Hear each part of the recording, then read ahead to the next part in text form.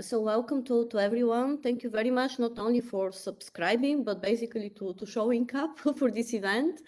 As you already know, at least those that are following ECAS and its work in the EU rights focus area, this is our flagship conference. We have a conference once a year dedicated to EU rights and European citizenship.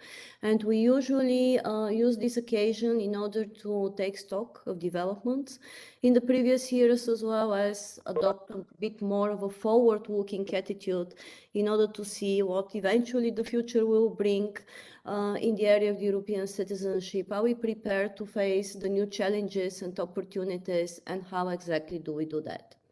So this year, our conference is called Reinventing EU Citizenship. Why? Because basically 2 years after COVID, there seems to be now certain dynamic in the area finally. We have expected to see more of it a year ago. These expectations did not come to fruition, but now really as of a month, maybe a month and a half, we see that more and more people are basically using their rights of freedom of movement post-COVID, and we really would like to take a look and see what we find after 2 years of COVID, what are the prospects, and again, what we can do as civil society organizations, but not only, also as different stakeholders that have interest in the area in order to foster this most cherished, as we know, right of the European citizens. So before we start, just the usual technical request, so that you remain muted. As of your camera, it's really up to you. It can be on, it can be off. I will be moderating the first panel, where we are going to pose some questions to our speakers as well. So because we have relatively limited time for that, my request would be for you to put your questions as you hear the speakers doing their interventions in the chat, and I will make sure that at the end of the panel I sum them up and also put them forward to the speakers. I would like to walk you a bit through the agenda very briefly. Our keynote speaker today is Ms. Yana Toom. She's member of the European Parliament, member of the Renew Europe group. She's also the vice chair of the Petitions Committee and the rapporteur of the Parliament's report on the European citizenship. Most probably all of you know that what happens is that every 4 years the European Commission issues citizenship report. I mean, the last one was released at the end of 2021, and then the Parliament usually follows it up with their own report, where they provide some comments on the Commission's report and also put forward some notions of their own.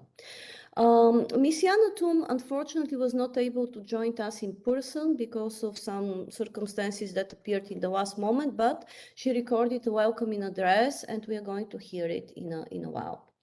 Then the first panel will, as usually, focus on the challenges in the citizenship field, especially the ones that we have encountered in the last 2 years and last year. And there we have really a very interesting combination of organizations and stakeholders that represent different groups affected by freedom of movement rights as well as EU rights. We will add after that a bit of a flavor of a case study that we would like to present to you together with Omri from Alliance for Europe and also Owen from ISPA. This is the results of a quite interesting, one-of-a-kind for us, or the first-of-a-kind campaign targeting difficult audiences in Germany.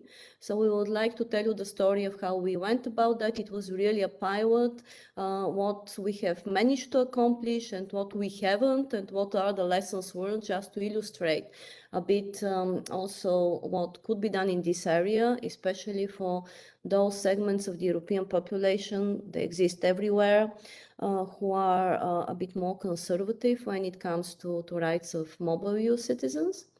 Then the third panel will portray a bit of a more forward-looking attitude. So we will hear some ideas from our speakers and panelists about how we can enhance the concept of the European citizenship. I mean, with what new rights or what new aspects. And then last but not least, you will be able also to see and to meet our winners, award winners of the ECAS Citizenship Innovation Award 2021. I'm not going to tell you now who the winners are, but I'm just going to share with you that there are 3 of them.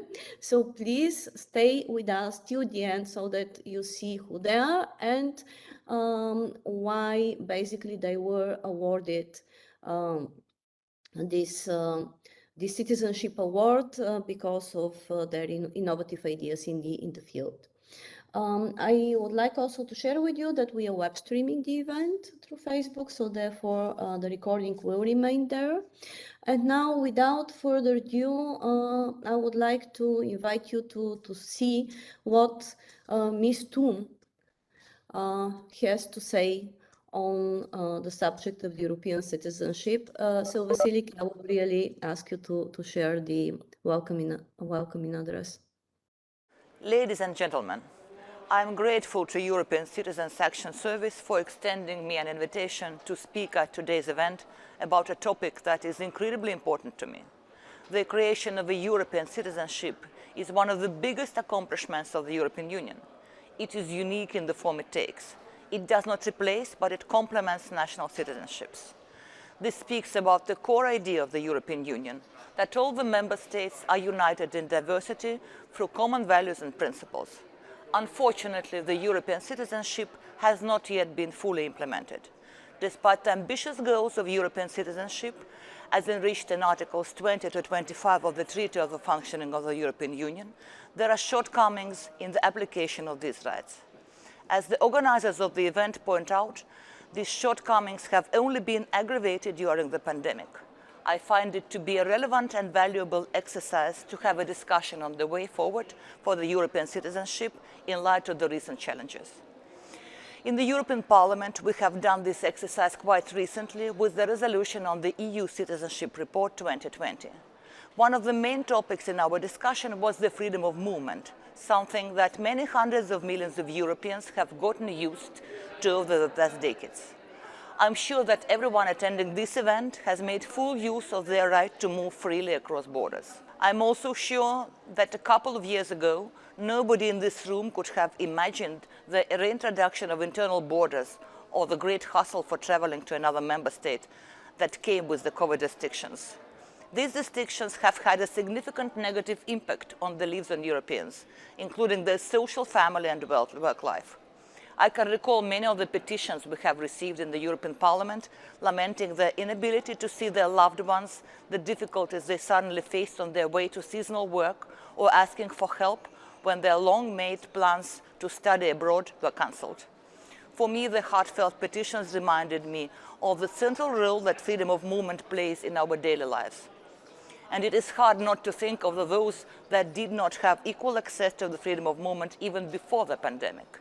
As we start to emerge out of the pandemic conditions, it is important that we strengthen the protection of the freedom of movement so that it is not endangered during crisis times. And it is equally important to enhance the freedom of movement so that it expands its coverage. In order to enhance the freedom of movement, we have to take a holistic approach. That is because we can see that some barriers are directly preventing some Europeans from moving to another member state, while other barriers are discouraging the move to another member state. Whatever the means, the end results in the same: Europeans not being able to enjoy freedom of movement. There are certain member states where you have difficulties getting residence documents as a student or inactive person. In Poland, for instance, there are situations where, as a national of another member state, you cannot receive the national register number, but you could as a third country national. We have addressed these concrete barriers in the citizenship report, and we will keep this high on the agenda until we are able to fix it. On the indirect barriers, we can see many different aspects that sometimes make life difficult for mobile EU citizens.